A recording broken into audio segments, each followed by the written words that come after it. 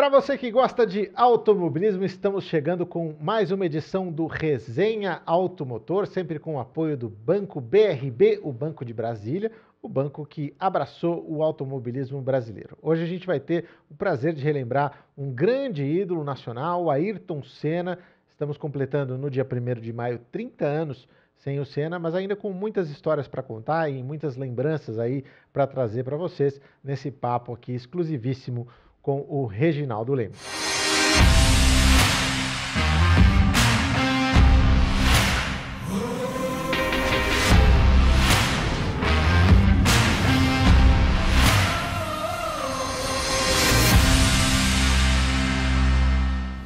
E aí, Regi, tudo bem? Sempre bom falar de Ayrton Senna, né? É bom assim, é bom para a gente lembrar que não é aquilo que aconteceu a gente esqueceu, vamos dizer assim, não é, o termo não é exatamente esse, mas lembrar o que ele foi e o que ele é, né? Sim, Não mais aqui, não mais nesse plano, mas o que ele representa ainda hoje para o torcedor brasileiro. Lembrando que muita gente, a grande parte de quem acompanha a Fórmula 1, vocês sabem disso, vocês não viram o Senna correr.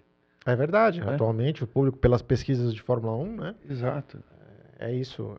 Eu que tenho 40 anos, eu tinha 10 quando o Senna morreu. Então, da minha geração para baixo já é mais difícil que tenha lembranças, né? Ou que tenha acompanhado. E mesmo assim é um cara que continua influenciando muita gente, inclusive novos pilotos aí que acompanham, que gostam, que falam. Alguns pilotos que não externam muito isso, mas são grandes fãs. Por exemplo, Leclerc é um grande fã do Senna. Gasly é um grande fã do Senna, chegou a usar capacete com pintura dele. Hamilton nem se fala. Estou pontuando aqui os que aparecem menos para falar do assunto. Mas também pilotos que foram inspirados por ele, né? E eu acho que foi muito legal, Regi, porque você teve a chance de acompanhá-lo desde o minuto número 1 dentro de um carro de Fórmula 1, né? Que foi aquela cobertura daquele teste em Donington, perdão, já estou confundindo as décadas aqui. 83. Em 83. E um teste que ficou marcado não só por ter sido a primeira vez, mas pela qualidade que ele mostrou logo de cara, né? O Donington, vamos lembrar que o Donington dos circuitos ingleses, ele é assim o mais distante de Londres. Então, para você ir cobrir um treino que ia começar às 8 da manhã, você tinha que ir uma noite antes e dormir num hotel praticamente dentro do circuito. Ele fica voltado para fora, mas ele é ali, né?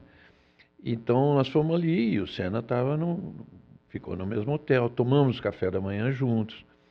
Aí ele estava com o carro dele na época, um Alfa Sud prata. Esse Alfa Sud é curioso. Eu vi uma foto recente dele com o Alfa Sud. Esse Alfa Sud o Senna acabou vendendo pro Bigola.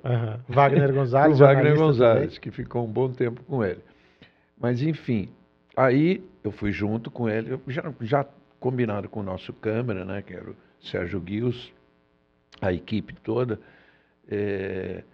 Então eu fui com o Ayrton dentro do carro dele, aparece filmando a gente entrando e tudo mais, aí chegando em Donington. Na chegada a Donington, teve aquela história dele subir no caminhão, né, e ver o carro, e o carro estava sendo montado, mas tinha lá ainda uma asa, coisas desse tipo lá dentro do caminhão, que ele faz aquele famoso, icônico gesto, né, de dar 3 toquinhos na asa assim e fala, é hoje. Né? Esse é hoje é que ele estaria realizando um grande sonho. Aí ele conversou rapidamente com o Frank Williams. Vamos lembrar que o Frank foi antes do acidente do Frank, né? Que depois o deixou paraplégico, ele estava lá. O acidente foi em 86, né? Antes da temporada. 86, antes da temporada, a primeira do Piquet. E o Frank era um baita atleta. O Frank, em todas as pistas que ele chegava, ele sempre tinha um companheiro, ou piloto, ou mecânico, tal, desses que são dedicados à corrida, né? E em todas as pistas que ele chegava, fosse qual for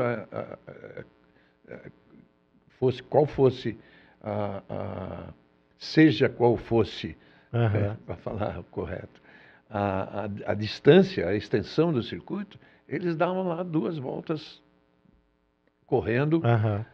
E o Frank era um cara assim, cara, muito dedicado, um atleta mesmo. Tem uma história de que quando ele teve o acidente, ele estava atrasado para pegar um voo para uma maratona, não era? Em Londres. Por não lembro. Por uma maratona em maratona. Londres, exatamente. Ele não estava dirigindo, né?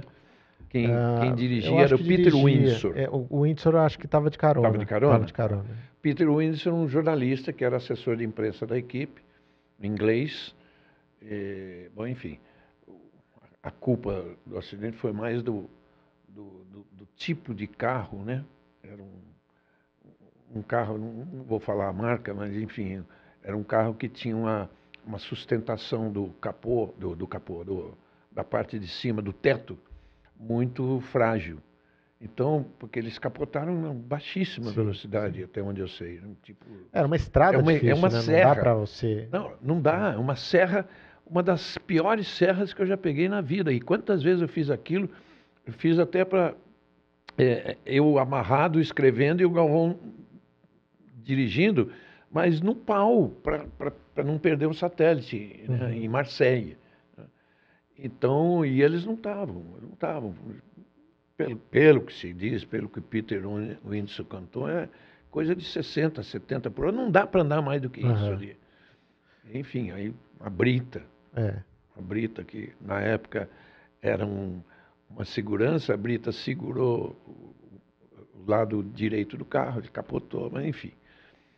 Então o Frank, o Senna conversou com ele, eu fui entrevistar o Frank antes do Senna andar, porque depois eu queria fazer antes e depois, né? E aí aquela história toda que provavelmente você já conhece, que tem no YouTube, está lá à disposição, muito bacana, o Senna entrando no carro, os mecânicos que fazem aquela brincadeira com ele, né? Porque os mecânicos sempre, quando troca pastilha e tal, sempre põem lá, usavam uma fita crepe, né? Para dizer, ó, atenção, pastilhas novas, disco novo, né? Para avisar o piloto, né? Para ele sair assentando. Assentando, deixar sentar tudo. Então ali aquela brincadeira, ele falou assim, a fita crepe diz, atenção, novo piloto. Né? E, bem inglês isso, né? E aí o Senna entrou no carro, aquela coisa toda. Eu fui entrevistá-lo dentro do carro. Ele já muito voltado ao que ele sempre acreditou demais, né? O cristianismo, a Deus e tudo. E ele começou a falar de Deus. Isso aqui é um presente que Deus está me dando, tal. E chorou, né? Chorou. E eu fiquei até preocupada, né? Estou tirando a concentração dele. Mas não, ele estava... Acho que aquilo até ajuda, né? Ele focar naquele negócio. Saiu para treinar. Donington, é meio difícil se filmar pontos diferentes, né? Então, o nosso cinegrafista estava no box. Atrás do box, a última curva é meio fácil do cinegrafista aí, que é, sei lá, 100, 200 metros. E aí, nas outras, um pouco mais difícil, mas enfim. O Sérgio Guios fez mágica ali e a gente mostra bem ele ganhando velocidade, ele crescendo volta a volta, crescendo volta a volta. Eu vi isso na cara dos mecânicos. Tinha um mecânico da Williams, não me lembro o nome agora, mas é um cara meio líder dos mecânicos. Eu olhei na expressão dele, assim, de surpresa, né? Agradável surpresa. Enfim, foi crescendo, crescendo. Naquele mesmo dia, estava treinando na pista, curiosamente, a Toleman. E aí ele foi crescendo, crescendo, crescendo, e estabeleceu um tempo ali que... muita gente diz que era um recorde da pista, então não posso afirmar isso, porque eu acho que não era recorde, mas era um tempo excepcional para um Fórmula 1 que já tinha... vários carros de Fórmula 1 já tinham andado ali, né? Os pilotos da Toleman eram o Derek Warwick e o Bruno Giacomelli. Isso aí. Eu me lembro de ter conversado com o Derek Warwick nesse dia lá. Gozado, né? Olha como é o destino. Muito mais tarde, quando o Senna foi correr na Lotus, ele correu o primeiro ano com o Johnny Dumfries, né? Que vamos dizer, era um ninguém na Fórmula 1, mas Pegou ele um pouquinho do Hélio de Ângeles também, não?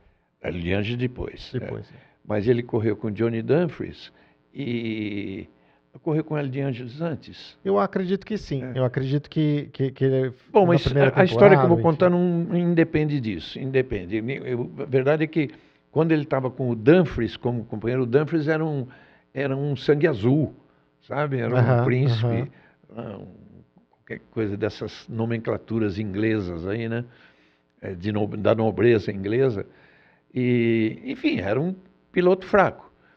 E no ano seguinte, então a equipe Lotus resolveu trocar, tirar o Dumfries. E um dos nomes era o Derek Warwick. E o Senna vetou o Derek Warwick. Ele me confessou, vetou por ser inglês. Aquele medo de, uma aqui equipe dentro, inglesa. O cara vai ter... Sempre tem essa coisa, né? Basta ver o que a gente viu depois na própria Williams com o Nigel Mansell e Nelson Piquet. Sim. Então ele vetou. Aí eu fui fazer uma matéria especial, muito, não era Jornal Nacional, era alguma coisa muito grande, de um espaço grande, não sei se era Globo Repórter, até que eu entrevistei muitos pilotos, mais de 10 ali. E quando eu cheguei no Warwick, também piada bem inglesa, eu falei para ele, então, Derek, o que você acha de Ayrton Senna? Ele falou, quem? Né? Genial. Por causa desse veto que ele sabia que tinha havido. Enfim, aí andou muito bem no treino, aquela coisa toda, mas sempre sabendo que a Williams tinha 2 pilotos assinados. Ponto. Não era lá que ele ia estrear na Fórmula 1. Eu fiz as entrevistas depois com o Frank Williams, ele bastante entusiasmado, e falou isso, inclusive, na entrevista. Espero um dia poder contar com ele.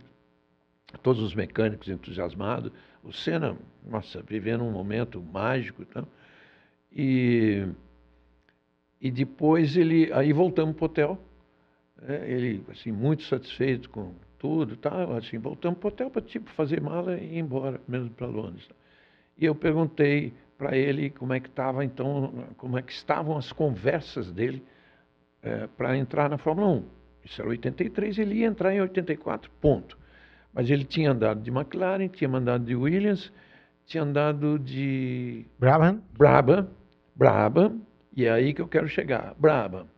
Aí, olha só, antes disso já tinha havido o Grande Prêmio da Inglaterra, e a gente estava no mesmo hotel com o Piquet, e num jantar, eu perguntei, estava eu, Galvão, na mesa, perguntando para o Piquet, e se o Ayrton vier correr com você? Ele falou, não tem problema nenhum, e não sei o que e tal, e deu uma dica de que já estava certo isso.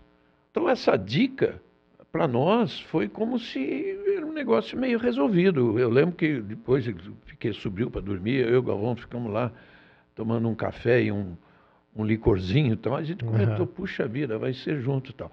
Por que eu me toquei nisso? Porque na entrevista com o Senna, que foi um pouco depois do Grande Prêmio da Inglaterra, eu perguntei para ele, e a Brabham, como é que está? Olha só a resposta dele, sem jamais ter andado dentro de um Fórmula 1 numa corrida, né, numa corrida oficialmente. Ele falou, pois depende do seu Bernie enfiar a mão no bolso, porque até agora a proposta não é boa. Olha só. Garoto campeão de Fórmula 3, para ser campeão de Fórmula 3? Para ser campeão de Fórmula 3, já com essa autoconfiança nesse nível. Isso sempre me chamou muita atenção no Senna. Tanto que mais tarde, quando eu vinha... Mais tarde não, antes, quando eu falei para ele, eu vou te apresentar todos os jornalistas da imprensa estrangeira que eu conheço e tal. E isso eu tinha prometido para ele quando estava na Fórmula 3 até. E aí, em Mônaco, eu fui apresentando ele a cada um deles e tal, e eu sempre dizia, olha, estou te apresentando, não é um novo brasileiro aí para lutar por isso, por aquilo, por um pódio, por uma vitória. Estou te apresentando um multicampeão, Sim. né? E logo em seguida eles viram que era isso mesmo. Então, pô, imagine o nível de confiança dele. Falta o Bernie enfiar a mão no bolso Imagina, e sei lá, oferecer o mais. Felipe Drogovic falar isso do Zac Brown. Assim, não, depende do Zac Brown. É. Melhorar a oferta dele. Sendo que assim, ó, vem correr aqui para ganhar 0. O cara vai correndo, né? Então, foi muito legal. Uma experiência boa essa de eu ter estado em Indonésia. O único, hein? O Sim, único sim. jornalista que teve. A convite do Senna, claro, e o Senna conversou com o Franco Williams para que isso fosse permitido também. Você está curtindo aqui com a gente o Resenha Automotor, com o apoio do Banco BRB, o Banco de Brasília, o banco que abraçou o automobilismo brasileiro. Regi, quero pular alguns anos aí à frente, quero ir para os anos 90, porque de repente a Williams, que tinha sido aquele sonho lá atrás, que deu o primeiro teste para o Ayrton, ela passa a ser uma obsessão dele. Por quê? Porque ele chamava o carro da Williams de um carro de outro planeta. Um carro praticamente imbatível. E na Williams estava o Alain Prost, né, que o Senna havia tentado... Bom, os dois tiveram problemas antes de não querer correr um com o outro e tal. E o Prost tinha... contrato, né? Em contrato o direito de veto. O Senna trabalhou muito nos bastidores aqui, muito. Me lembro de como tudo foi decidido, o Grande Prêmio de Portugal, acho que a penúltima corrida, porque na época não ainda tinha Austrália. Austrália era a última, quando saísse da Europa, mas era a última da Europa, Portugal. Sim, sim. E o Prost, tradicionalmente a última da Europa era Monza, mas nessa época era Portugal. E o Prost foi campeão. Sim, sim. Né? Então eu me lembro eu sabia que o Senna estava por baixo do pano aí conversando com o Franco Williams, tentando. Ele tinha se oferecido para correr de graça. Sim, né? sim. Se eu não me engano, o Frank chegou a tentar convencer o Alain Prost a aceitar o Senna também, né, nesse mesmo período. E não deu certo. Né? Aí, não sei que artigo do contrato, que item do contrato que o Frank arrumou para o Prost, como campeão, anunciar que estava saindo e que estava encerrando a carreira. E isso aconteceu em Portugal. Na sala de imprensa, o Prost subiu em cima de uma mesa, no meio dos jornalistas, poucos, quantos éramos naquela época? 100, 150, né? Hoje são... Ele subiu na mesa, continuou pequenininho. Continua pequenininho e para comunicar isso, ele comunicar. Mais ou menos todo mundo já sabia que estava para acontecer, mas enfim, foi um comunicado oficial. E aí todo mundo correu para cima do Senna. E, enfim, a gente já tinha até dado a notícia em primeira mão. E, enfim, foi digamos assim, muita gente chamou isso, o que a gente chamava, o nome que a gente usava no interior de São Paulo, de trançapé. Né? Ou seja, o Senna tinha mexido os pauzinhos para fazer o Prost cair. Né? E claro que a inimizade continuou por muito tempo, né? Já eram rivais na época da McLaren, então continuou por muito tempo. E aí veio aquele negócio que o Prost, como comentarista, falar para o Senna, olha, sinto muito a sua falta. O Senna manda o recado para ele, né? Mandou o recado para ele dentro do carro e ele respondeu, eu também sinto sua falta. É muito legal. Eles fizeram as pazes no final daquele ano, né? Em Adelaide. Na prova de Adelaide, vencida pelo Ayrton. E com o Prost no pódio, o último pódio dos dois juntos ali. Que o Ayrton puxou o Prost para cima do aí, né? do É uma imagem também emblemática e muito bacana. E, de fato, o Senna, ele estava muito magoado com o veto do Prost. E eu me lembro de uma entrevista, não vou saber exatamente qual corrida, mas tem no YouTube também, em que ele está do lado do Mansell, E ele diz, não, porque a gente está lidando com um covarde, que vetou a mim e a ele. E a ele ainda depois deu um jeito, mas a mim continua vetado. Então, assim, era num Feio, era nível feio. bem É. complicado ali. E parece que teve também um interesse da patrocinadora da Williams, que era a Hotmans, né, de ter o piloto Marlboro, enfim, depois de tantos anos, enfim, fazia sentido, a coisa se encaixou, né? Até porque precisava pagar o Prost também, né, que ia deixar de cumprir o contrato de 94. Era uma boa fase do Senna profissional, que ele estava, diria que, seguindo o auge dele, porque venceu aquela corrida de Donington maravilhosa, venceu essa prova também da Austrália. E pessoalmente ele estava melhor também, né? Estava mais leve, parecia que estava, enfim, se reencontrando, né? Porque aquele turbilhão, esses 10 anos que se passaram, foram uma coisa que mexeu muito com ele. E parece que nesse ano de 93 ele estava se reencontrando ali, né? Tava. Eu senti ele mais leve, finalmente, sabe? Coincidentemente, também é o ano em que ele conheceu a Adriane Galisteu, eles começaram a namorar, mesmo contra a vontade da família, mas começaram a namorar. Ele chegou, inclusive, isso foi mais tarde, ele chegou a levar a Adriane para morar com ele em Portugal. E, enfim, ele estava de fato mais leve, sem a responsabilidade de uma vitória, né? E não foi esse ano, perguntando para neurônios mais jovens, não foi esse ano que ele corria, era corrida? Isso aí, contrato de $1 milhão Contrato de $1 milhão por corrida, e até no primeiro treino de sexta-feira, ele estava lá de macacão e capacete e tal, mas o carro ali sem piloto, e ficavam esperando uma ordem que vinha de Nova York, da Philip Morris em Nova York, onde o diretor que acompanhava a Fórmula 1, ele ia para Nova York para convencer lá o boarding da Philip Morris. Aí ele ligava para o Senna e falava, ok, e pegava o avião de volta para vir para a corrida. Né? Pode entrar no carro, que pode entrar caiu o Pix. Caiu o Pix, boa. Então, esse Pix era de $1 milhão cada corrida. E foi assim, lógico que o Ron Dennis não gostou muito da história também, mas engoliu, né? Teve que engolir. Era um momento muito bom dele. E aí ele realiza o sonho de ir para Williams, mas de repente a FIA, em benefício do esporte, para trazer mais equilíbrio, que a gente já vinha de 2 anos de domínio absoluto da Williams, primeiro com o Mansell, depois com o Prost, ela faz aquela série de mudanças no regulamento que tira inicialmente o diferencial da Williams, né? E ele se surpreende com o carro que ele teria para 94. Mas eu vou além, Regi.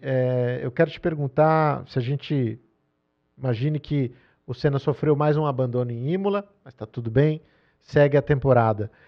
Você acredita que ele teria chances de ter levado aquele título? Porque o Williams melhora durante 94? o ano, né? Em 94. Meu Deus do céu, ele teria sido campeão 3, 4 corridas antes de terminar o campeonato.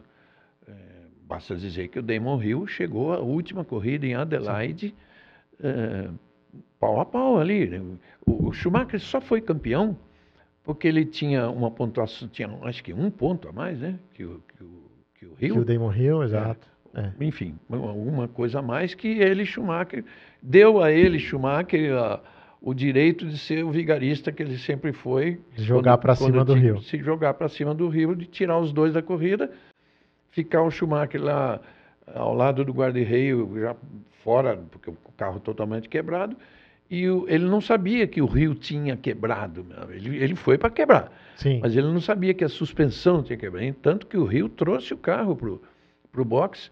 Aí a hora que os mecânicos foram ver, o braço da suspensão já estava torto. Aparece bem isso na foto e na imagem da corrida. Aí, pelo alto-falante do circuito, o Schumacher ficou sabendo que o Hill estava fora da corrida, então ele começou a festejar o título ali. Né? Mas o que eu digo é o seguinte... 1 ponto, Regi, para confirmar, 92-91. Exatamente. Um pontinho que decidiu o campeonato graças à vigarice do Schumacher. Então é isso, é pra gente crer que, tudo bem, o Schumacher também foi punido ao longo do ano, mas independentemente disso, teve o punição, Senna com um alto nível de piloto que ele era, e com essa melhora que a Williams teve, não ia ser o passeio que a gente viu nas 3 primeiras provas do Schumacher. De jeito nenhum. E você lembrou bem, o Schumacher foi punido por aquele negócio de gastar excessivamente, 2 provas fora, né? Gastar excessivamente a madeira, né? Na época era madeira. Até hoje tem isso, né? O Hamilton e o Leclerc foram punidos lá. Na época era madeira. Hoje é um outro material e tudo, mas que desgasta, que a função dele é desgastar e não pode desgastar além de um limite ali que aconteceu com o Schumacher, ele foi punido por 2 corridas. Tudo bem, isso deu um pouco de chance ao Rio, mas de qualquer forma, sem desfazer de um Damon Hill, campeão do mundo e filho de um Graham Hill que eu conheci correndo, tudo, o Senna era muito melhor. O Hill era um novato, ele tinha chegado na Brabham em 92, aí ele foi companheiro do Prost em 93 e já em 94 ele é alçado à posição de piloto principal. Junto com o David Coulthard, que estreou, o David Coulthard não teria entrado na Fórmula 1 se não fosse a morte do Senna. É verdade. E, bom, então assim, eu acho que realmente tinha caminho ali para eles trabalharem. E tem uma outra coisa que perturbava muito o Senna, né? Além da perda dos controles eletrônicos, enfim, que fez muita diferença, que era o fato da Benetton estar sempre sob suspeita, né? De controle de tração ilegal, depois descobriu-se a retirada de um filtro de combustível que tornava as paradas mais rápidas, ele volta à frente do Senna no GP do Brasil, depois do pit stop. Então, o Senna também estava mexido com essa coisa da Benetton de provavelmente estar fora do regulamento. Estava desconfiado demais, né? E ele falava com os engenheiros da Williams, né? Não confiava no Briatore, que coisa, Regis. Poxa vida. Um cara tão confiável, né? E esse negócio do Briatore, esse anel da bomba de combustível, foi um negócio assim que era muito difícil de perceber, né? Não fosse aquele acidente com o Jos Verstappen, o pai do Max, que era companheiro de equipe do Schumacher, e ele, então, no pit stop, exatamente por não ter aquele anel a mais, vazou combustível. E o carro pegou fogo ali com o Verstappen dentro, com o Jos Verstappen dentro. E foi um fogaréu tal, que graças a Deus não machucou ninguém, mas ali que se descobriu. Uma das coisas que o Briatore vai saber as outras que ele fazia no carro, exatamente. Mais tarde, esse negócio de controle de tração disfarçado aconteceu também, em outras equipes, inclusive. Né? Mas eles já usavam, já eram donos dessa tecnologia, com certeza. E essa questão do filtro de combustível, o pior de tudo é que é isso, não era algo ilegal, não era algo, depois a FIA até impôs ali multa e etc, mas não era contra o regulamento, só que era um absurdo, porque em termos de segurança era um comprometimento muito grande, tanto que tem o episódio do incêndio nos boxes lá da Alemanha. Então, de fato, eles estavam jogando pesado e com todas as armas contra a Williams, né? E o Senna percebeu isso logo de cara. Bom, pessoal, quando a gente fala de Ayrton Senna, o assunto é longo, se estende, então eu quero aqui convidar o Regi a ficar mais um pouquinho, a gente vai fazer uma pausa e nós voltaremos com uma próxima edição do Resenha Automotor com mais ainda sobre o Ayrton Senna, tá bom? Tem muita coisa a ser contada. Tem muita coisa a ser contada. Até já.